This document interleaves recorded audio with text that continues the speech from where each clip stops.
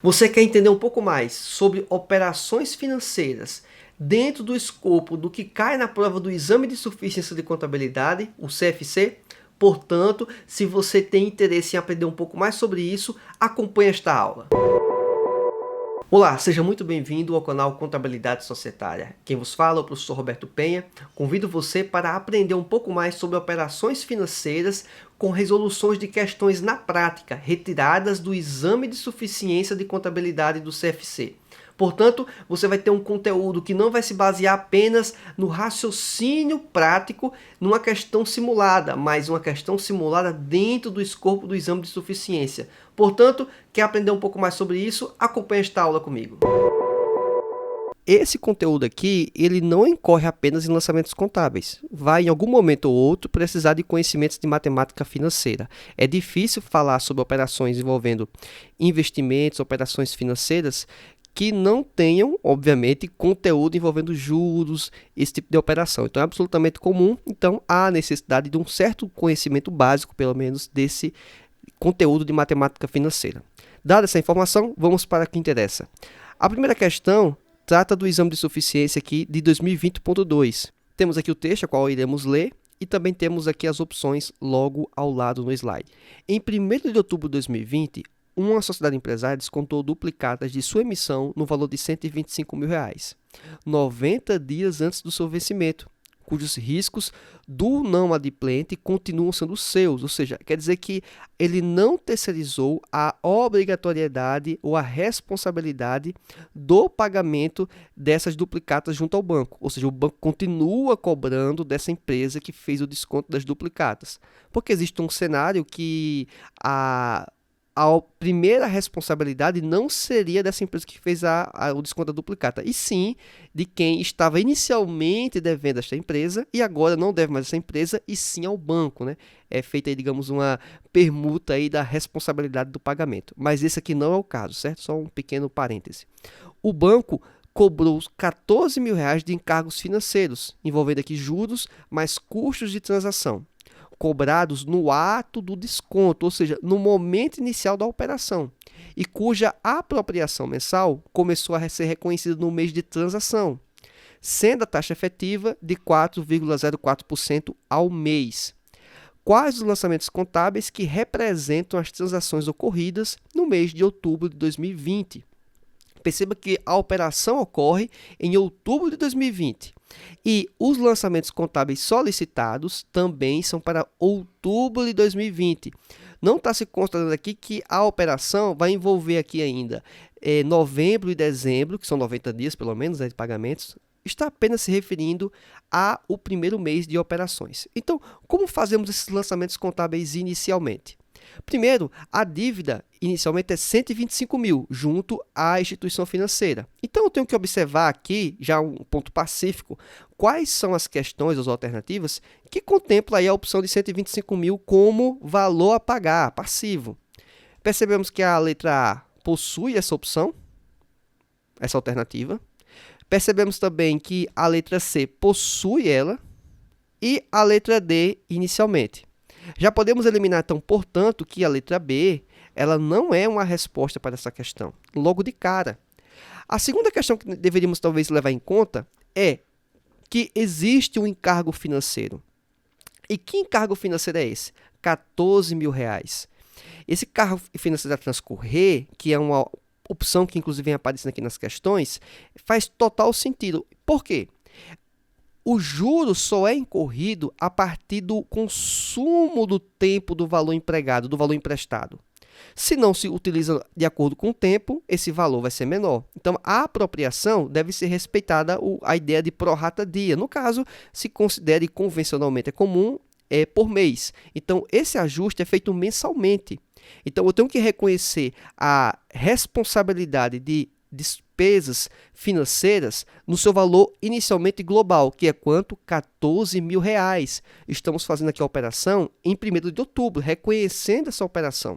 E ao longo dos 90 dias, que a questão especificamente aqui fala, esse valor vai sendo apropriado, geralmente a ideia é ser feito mensalmente.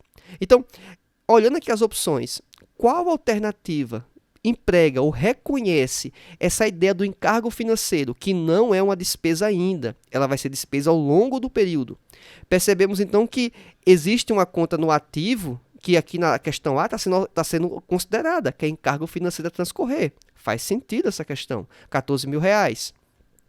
A letra C também emprega esse termo, porque é uma conta retificadora da obrigação. Faz sentido também. Já quando chegamos na letra D, tem um valor de 12.500.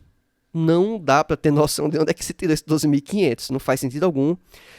Por mais que aqui mencione na questão que a operação envolve juros mais custo da transação, mas em nenhum momento especifica o que é juros e o que é custo da transação. Então não dá para classificar a questão D inicialmente como uma alternativa. Então já está eliminada.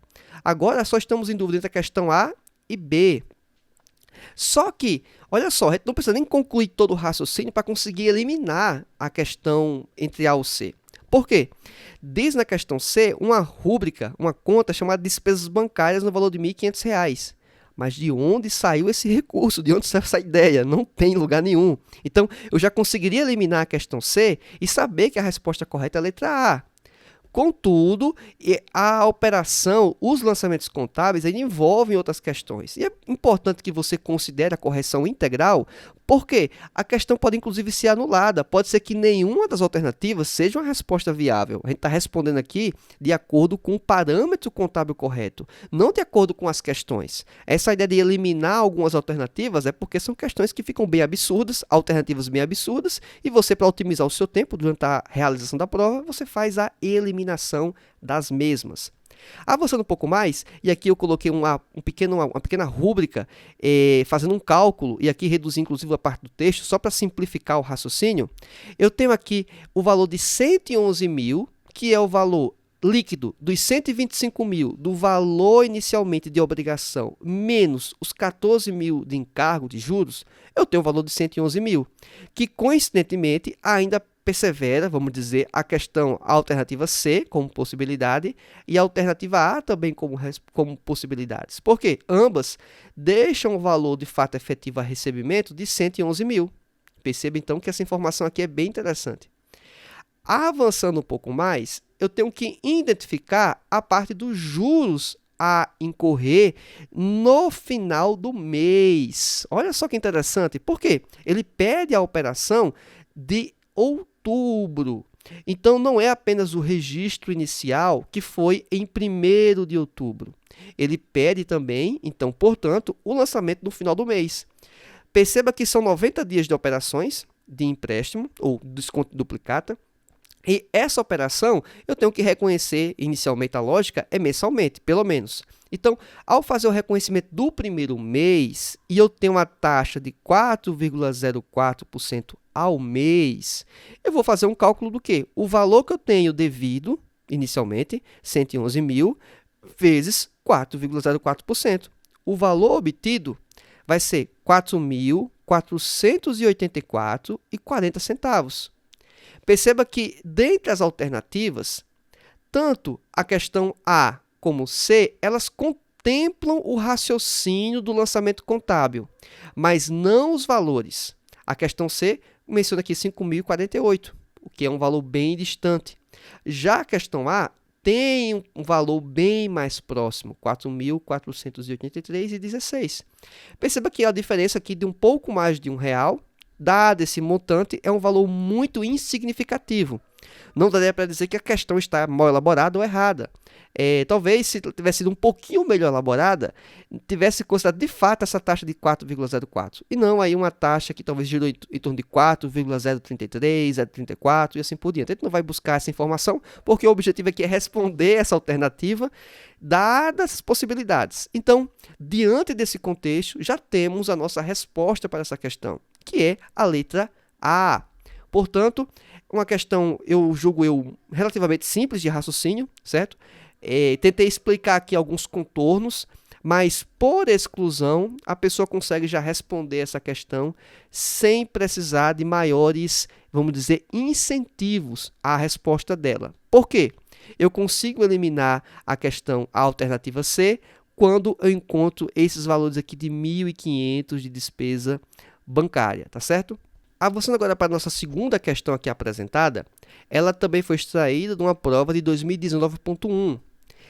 Diz assim o texto: em 2/10 de X1, a sociedade empresária A adquiriu em condições usuais e taxas de juros compostos condizentes ao mercado um imóvel por meio de financiamento para ser liquidado em 6 prestações trimestrais, periódicas, iguais e pós-antecipadas, ou seja, momento posterior, com a primeira prestação após 3 meses da aquisição do imóvel, conforme tabela demonstrada a seguir. E aí consta a tabela com as informações. Logo abaixo tem o seguinte texto: a sociedade empresária A manterá esse imóvel para o uso no fornecimento de suas mercadorias e espera-se que ele seja utilizado por mais de um período para a geração de benefícios futuros e econômicos à entidade. Com base nas informações apresentadas e que a sociedade empresária A, no reconhecimento inicial, aplicou a resolução CFC número 1151, de 23 de janeiro de 2009, e aprova, a NBC TG12, ajusta valor presente. Olha só, essa informação é importante. Tá? Mencionando já uma questão envolvendo aqui, inicialmente, ajusta valor presente. Mas vamos continuar. Ativo imobilizado e a Lei 6.404 de 76 assinala os lançamentos contábeis que refletem corretamente em 2/10 de X1. Olha só, é o lançamento na mesma data de reconhecimentos da operação. Não é o fechamento do mês, não é o fechamento do ano, não é todas as operações para fechar esse registro, tanto do início até a finalização da prestação com os devidos juros. Não, ele só quer o lançamento em 2/10 de X1 por enquanto.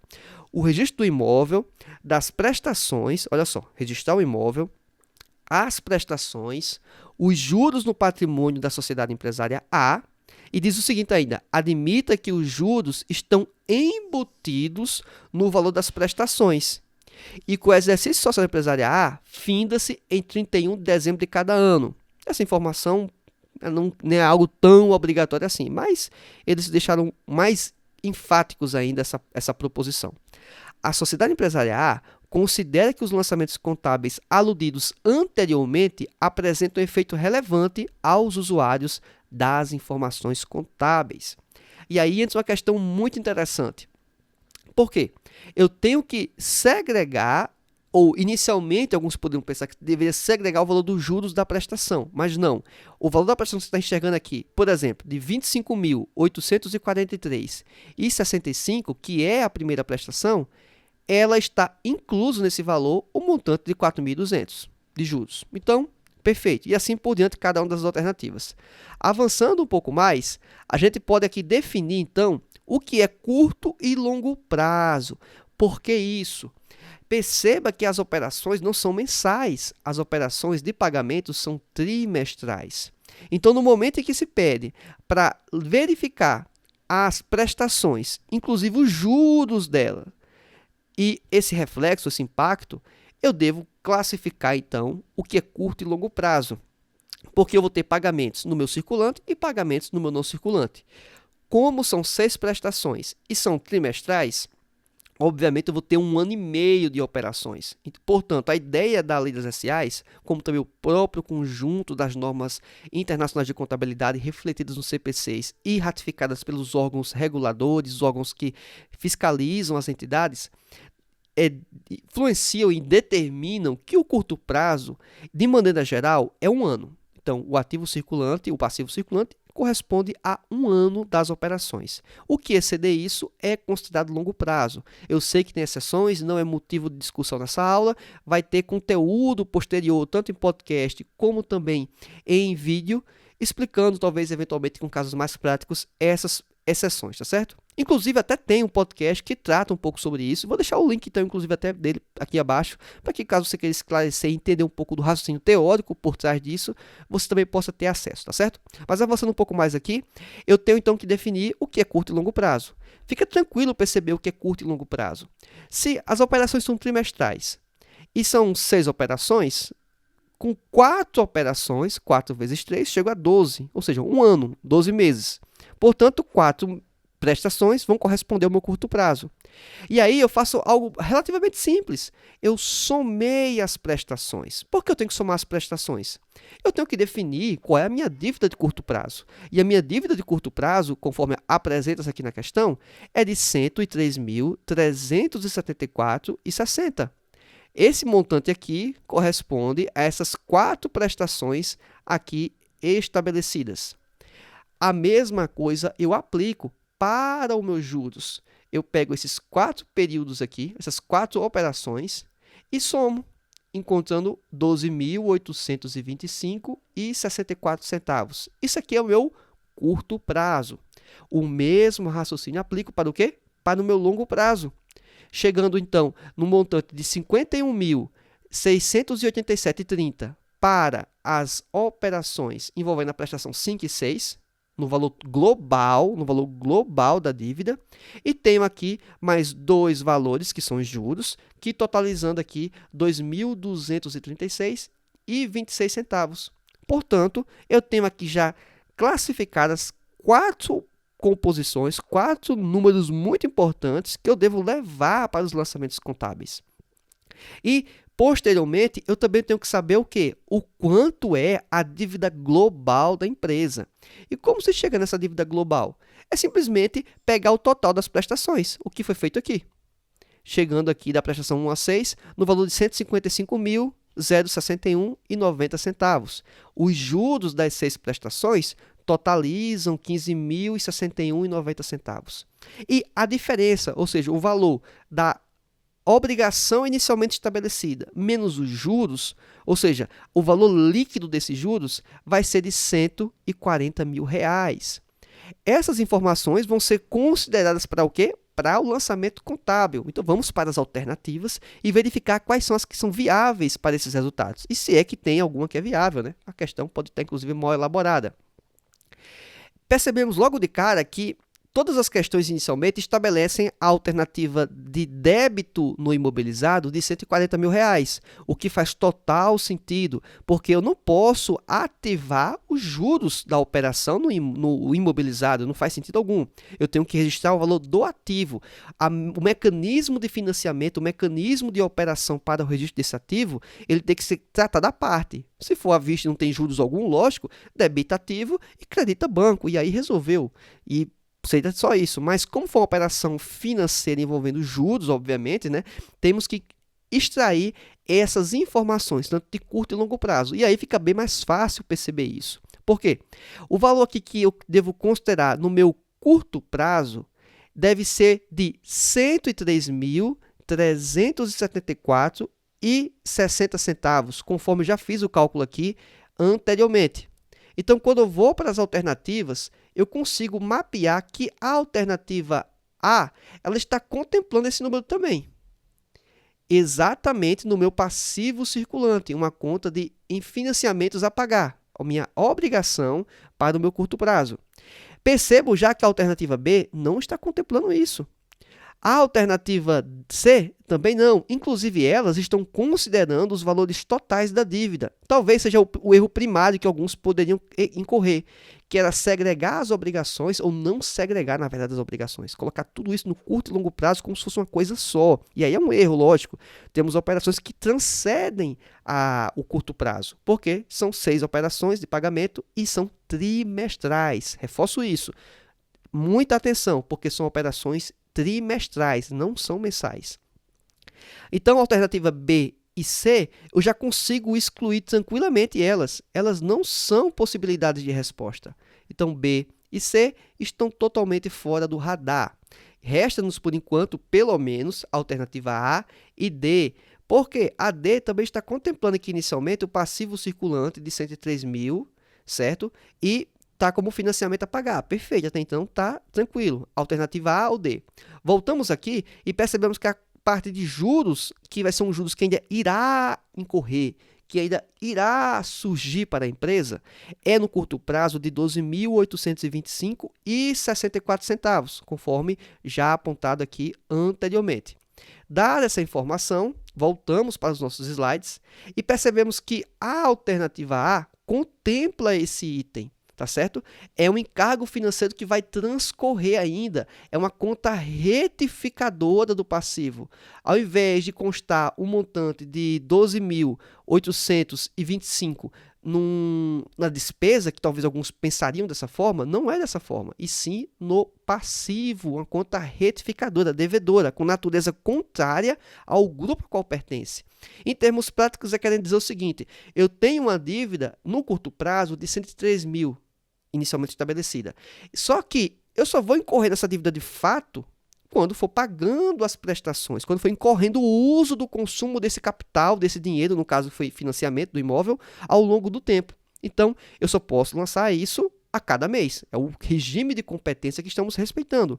Por isso, esse valor inicialmente é ativado para posteriormente ser compensado, ser apropriado mensalmente para o resultado da empresa. O que a questão não pede, certo? Só para poder deixar esse raciocínio aqui para vocês muito bem claro.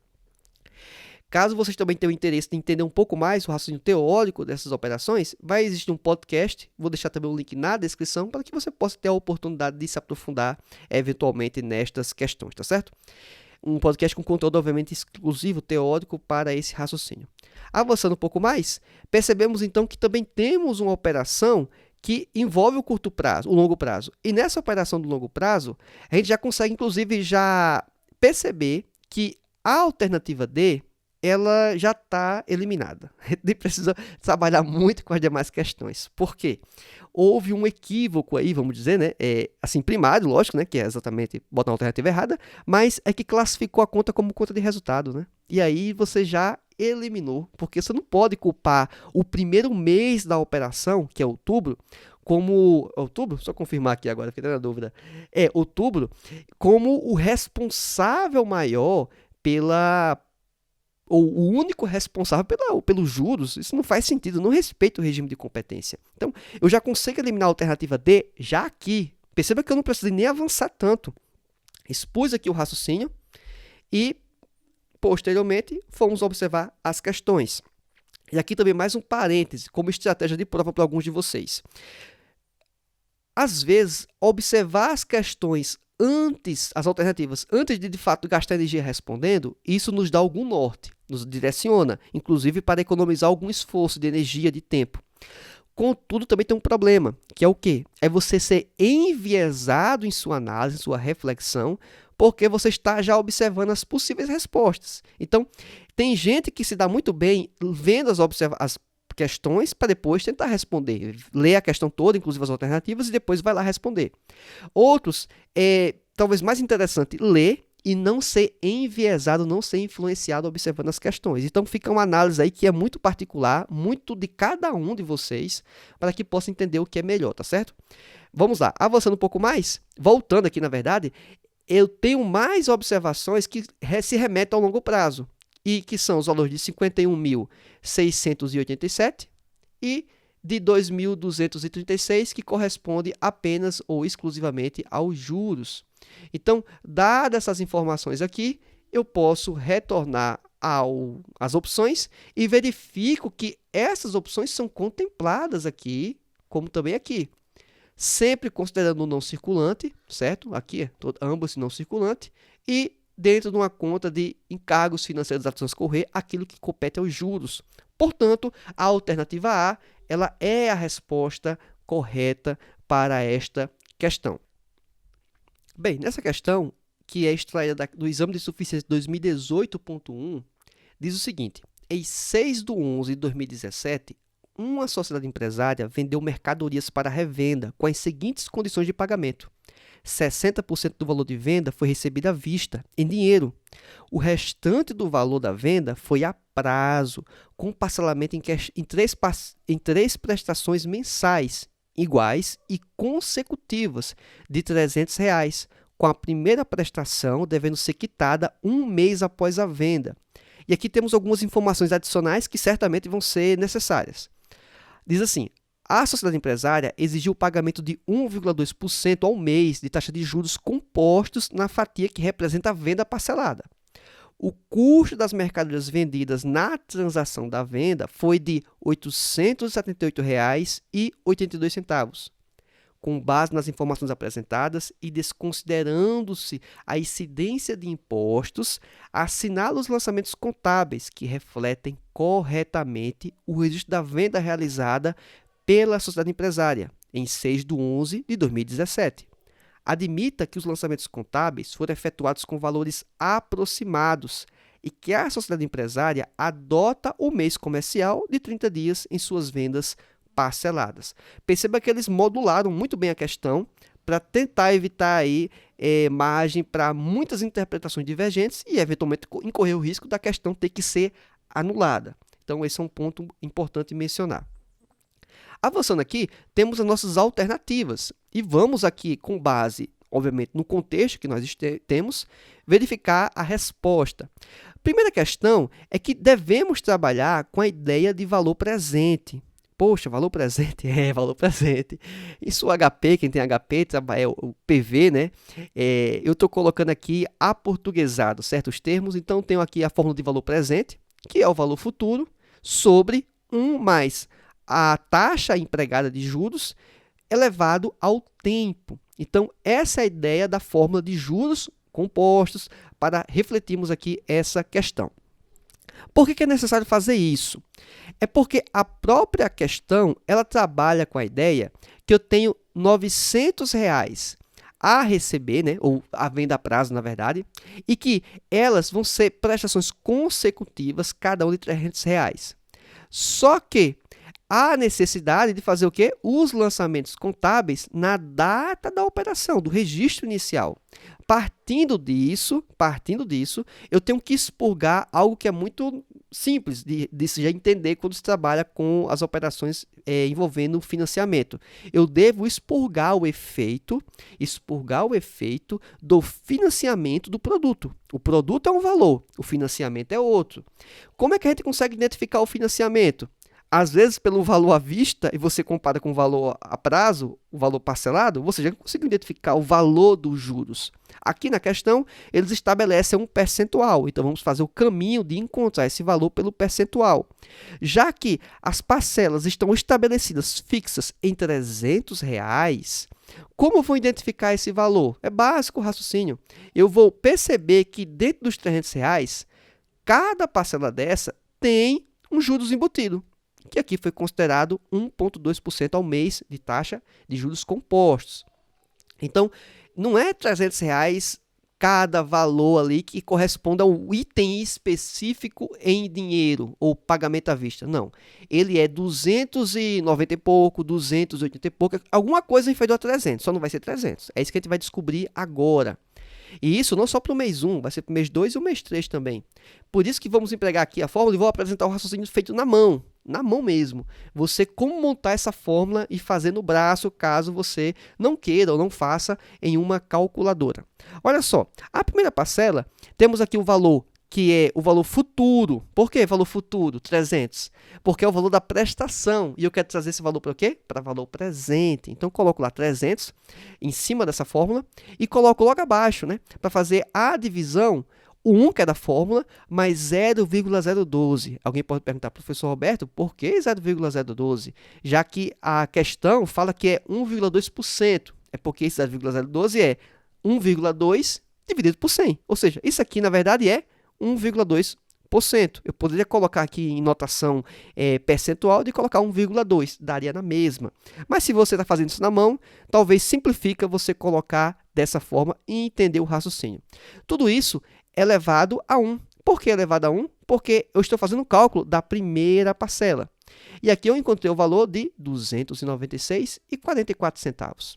Faço isso para a parcela 2. Perceba que a fórmula é a mesma. O que muda é o quê?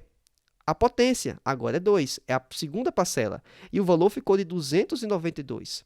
Uma forma até de você fazer uma checagem, se eventualmente não está correndo um risco de cálculo, é se você verificar que a segunda parcela, ela vai ter que ser um valor menor. Por quê? Porque ela está mais à frente para o pagamento. E se você trazer o valor presente, o benefício dos juros, vamos dizer assim, vai ser positivo, vai trazer um valor menor da prestação. É como se a empresa fosse chegar no banco, na financeira, ou na própria empresa que teve a operação e dizer, eu quero antecipar o pagamento. Qual seria o pagamento coerente? seria trazer valor presente e pagar esse montante. Isso aqui seria o correspondente aos R$300 daqui a 2 meses, tá certo? Avançando um pouco mais, temos também a terceira parcela, que a diferença também, mais uma vez, é a potência aqui por 3. Você fez isso, encontrou aqui R$ 289,45. Professor, qual o próximo passo? O próximo passo é simples, o próximo passo é só somar. Você vai e soma isso aqui. Você encontrou um valor de R$ 878,82. E alguém agora vai perguntar, professor, mas isso está coincidindo com o valor do custo da mercadoria. O que é que isso tem a ver? E aí eu digo para você que não tem nada a ver. Não tem nada a ver. Foi apenas uma imensa coincidência. Eu até não sei se foi algum erro lá, um equívoco, mas que isso em nada atrapalha a questão, pelo menos por enquanto, certo? Vamos ver se nas alternativas isso vai ter problema. Mas coincidiu exatamente com o custo da mercadoria vendida. Então é algo impressionante, né? Porque a questão está dando essa informação lá. Avançando um pouco mais, eu tenho que extrair do valor que está parcelado os juros. Porque o que eu encontrei até então foi o quê? Foi o valor presente do produto, né? Daquele item, daquela negociação. É de R$ 878,82. Então, para encontrar os juros, é algo muito simples. Eu pego o total da operação que envolve as prestações com o principal mais os juros, que é R$ 900, e diminuo o valor que corresponde ao principal. Então, chega apenas ao quê? A informação dos juros, 21 e 18. Isso aqui é os juros. Avançando um pouco mais, eu tenho agora a seguinte informação. A questão fala que esse montante de R$ 900 inicialmente corresponde ao quê? A 40% da operação. Ou, em outros termos, como aparece na própria composição do enunciado, ela é 60% de pagamento à vista, essa operação. Então, por tabela, 40% é o que foi a prazo. Então, eu sabendo qual foi o valor efetivamente da operação, que foi de produto 878,82, que corresponde a 40%, eu pego esse montante, divido por 0,4, que é 40%, e encontro um montante de 2.197,05. O que é que eu encontrei? Eu encontrei o valor de 100% da operação. Eu não encontrei 60%. Pego esse montante de 2.197,05, que é o total da venda, isso, total da venda sem o custo do financiamento. Pego esse item, somo mais R$ 21,18, você vai entender o que eu estou fazendo. Professor, por que somar R$ 21,18? É porque esse montante de 2.197,05 é o valor de receita da mercadoria, receita de vendas. Isso aqui é uma conta crédito. Tem também a operação dos juros a apropriar, que é uma conta do ativo circulante, uma conta retificadora, porque do valor que se tem da operação de R$ 900 e a receber essa duplicata, na verdade, não vai receber 900 se fosse o valor presente, seria 900 menos 21,18. Então, esse saldo ele é credor. Então, somo esses itens e tenho uma operação aqui com um total que vai ser 2.197,05 mais 21,18. Isso menos R$ 900. R$ 900 por quê? Porque é o valor das 3 prestações. E isso é um lançamento, inclusive, o quê? Que está a débito. Perceba que eu estou compondo esse raciocínio de cálculo, de memória de cálculo, com base no como devem ser feitos os lançamentos contábeis. Chega, então, portanto, a um valor de R$ 1.318,23. O que é isso? Isso aqui é os 60%, é o valor à vista. Então, eu concluo até então essas informações e, partindo aqui para a nossa análise de possibilidades de respostas, olha que interessante. Eu vou aqui primeiro para a letra A. Quanto a empresa recebeu em caixa, na alternativa A? Está indicando aqui, mais uma vez, R$ 1.318,23. Então, coincide com o valor inicialmente aqui que encontramos, inclusive na nossa última linha aqui nas respostas. A B também está batendo isso. Caixa, tá certo. A letra C bateu? Não. A letra C já teve um problema. A letra C já não pode ser resposta. Olha que interessante. A letra D pode ser resposta? Também pode ser. Já eliminamos a letra C com base nessas informações que temos. Vamos agora um pouco mais à frente. Eu tenho que reconhecer as duplicatas a receber no valor global. Faz sentido isso? Faz. R$ 900. Então, A letra A contempla essa informação. Olha aqui, 900 duplicatas a receber. A letra B também tem? Também tem. Por enquanto faz sentido. A letra D também tem? Também tem, faz sentido. Vamos ver então se elas contemplam agora a parte que é dos juros a apropriar, a conta retificadora, que deve estar presente nessa operação, lá diminuindo o ativo, ou seja, diminuindo esse valor de duplicata a receber. Eu consigo perceber que na letra A, essa informação existe. Está aqui, juros a apropriar no ativo circulante no valor de 21,18. Ou seja, a lógica do lançamento está até então correta e o valor também bate com a informação que já calculamos aqui ao lado. Avançando um pouco mais, vamos ver se a letra B tem. A letra B já não tem essa informação. Já virou uma questão problema. Por quê? Não pode se ter um valor de 900 reconhecendo nessa data, sendo que tem juros inclusos na operação. Eu tenho que expurgar esse efeito. Então, a B já não pode ser mais. Olho para a letra D. A letra D parece fazer sentido inicialmente, porque o valor está batendo, olha, né? 21,18. Mas preste bem atenção. Conta de resultado? É conta de resultado isso no primeiro período? Não, não pode se considerar essa receita com a operação da venda de juros logo no primeiro mês. Ela só é possível por causa da operação como um todo, ou seja, ao longo desses 3 meses, ao longo desses 90 dias. Portanto, a letra D também já está eliminada. Já neste momento, a gente nem precisou fechar todos os lançamentos das operações e já conseguimos eliminar a alternativa D também. Então, B, C e D não pode ser, restou a alternativa A. A questão é, será que a alternativa A está correta também? Porque pode estar incorreta e aí deveria ser anulada ou cancelada essa questão, né, desconsiderada na avaliação, na prova. Vamos confirmar agora. O próximo passo seria o quê? Eu verificar o total da receita de vendas. Faz sentido, né? Eu já consegui compor o lançamento da entrada, né? Encontrei ele. Encontrei a ideia assim, do lançamento dos juros a apropriar, faz sentido também. Agora vamos encontrar o valor da receita de vendas. Faz sentido, 2.197,05, conta de resultado. Tem também o lançamento de duplicatas a receber, 900, que está correto. E o caixa recebendo 1.318,23. Ou seja, esse primeiro bloco de lançamentos contábeis está plenamente correto. A questão é, será que esse segundo item está correto? Porque eu tenho que reconhecer o quê? O custo da mercadoria vendida. A questão pede isso. Eu observo que debitou-se uma conta de despesa, de resultado, de custo especificamente, né? 878,82, que é o valor que consta na questão, e creditou a conta de mercadorias para revenda, ou estoques, né? Como você queira chamar. Também no ativo circulante, no mesmo montante. Portanto, esse valor que está condizente com a questão foi apenas uma imensa coincidência, ou uma infeliz coincidência, né? Bater exatamente com o custo dos juros a valor presente, né? Esse 878,82 centavos. Talvez até para confundir a cabeça de alguns, talvez foi exatamente proposital, né? Mas eu achei que foi um pouco de exagero aí nessa sofisticação de confusão aqui para a cabeça de alguns. Mas é isso, a questão é simplesmente isso, percebeu que foi necessário algum tipo de conhecimento envolvendo matemática financeira, não foi apenas a ideia e a lógica dos lançamentos contábeis. Apesar que, olha que interessante, se a pessoa entendesse a lógica dos lançamentos contábeis, a lógica, não sabe talvez os cálculos, também dava para responder essa questão. Porque a gente consegue eliminar com base nas possibilidades que aparecem de respostas. Percebam que os lançamentos de B, C e D, quando vai se referir aqui à parte C, nem sequer fala dos juros.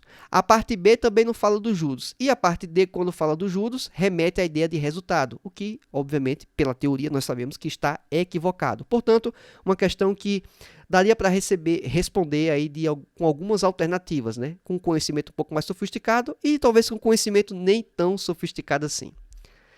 Essa é a resposta, letra A.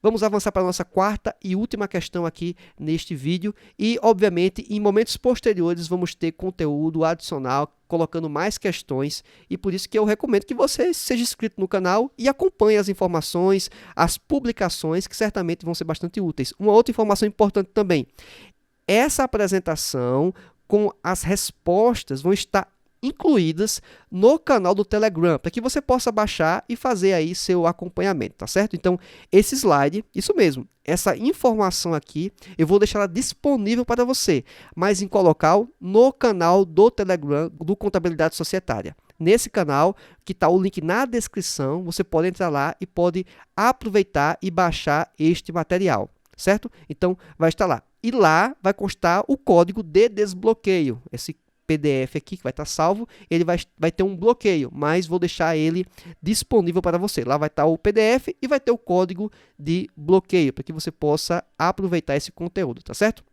Então vamos lá, nossa quarta e última questão. Uma sociedade empresária efetuou o recebimento por caixa de uma duplicata no valor de R$10.000, paga em atraso com incidência de juros no valor de R$500, o que totalizou um recebimento de R$10.500. O registro contábil do recebimento dessa duplicata é... Essa prova é até uma prova um pouco mais antiga, né? 2016.2. Perceba que das questões até então apresentadas, essa é a que apresenta a menor complexidade. Foi a questão mais antiga e de menor complexidade. Basicamente, o que é necessário fazer aqui é extrair o valor dos juros da operação. E percebemos que na primeira operação, em que houve esse recebimento e que teve um pagamento atrasado, para a empresa que recebeu isso, esse montante é o quê? É uma receita. É uma receita, não é despesa. Foi despesa para quem incorreu no pagamento do atraso. Então, daqui eu já consegui eliminar, dentre as alternativas, que essa aqui diz que é despesa financeira. Então, não é essa, não é a letra A. A letra B fala que os R$500 são também despesas financeiras, o que também não é, tá absolutamente errado. A alternativa C fala que esses juros é receita. E a alternativa D, inicialmente, também fala que é receita financeira. Só que a operação fala logo acima que o recebimento foi por caixa.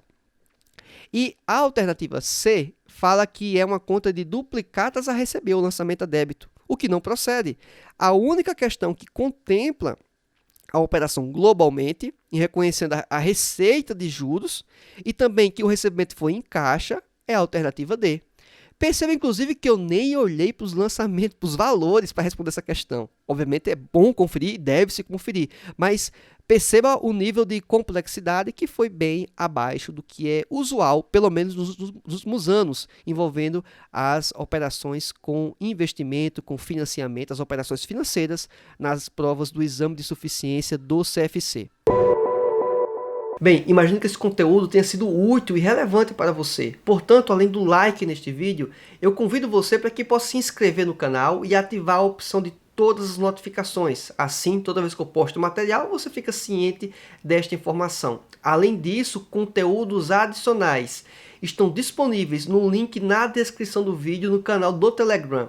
Nesse canal, você tem conteúdos adicionais em áudio, em comentários também de texto e, obviamente, os links para as respectivas aulas no formato de YouTube e também no podcast. Aliás, em podcast temos conteúdos exclusivos, inclusive um conteúdo teórico sobre esse tema de operações financeiras. Portanto, tudo isso disponível. Aproveite este conteúdo e lhe encontro na próxima aula.